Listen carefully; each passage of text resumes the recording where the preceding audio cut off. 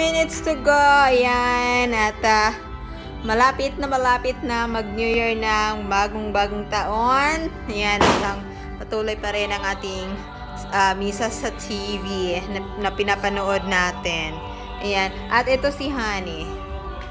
Ayan si Honey at meron siyang mga paputok dito. Ayan. May paputok pa si Honey at ito, kinukuha na ng mga paputok. Ayan, meron pa ayan.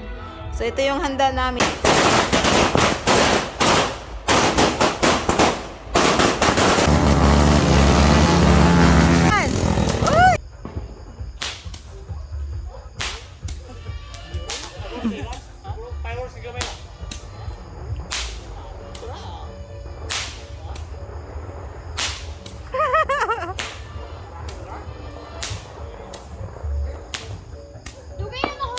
Dugay mo rot.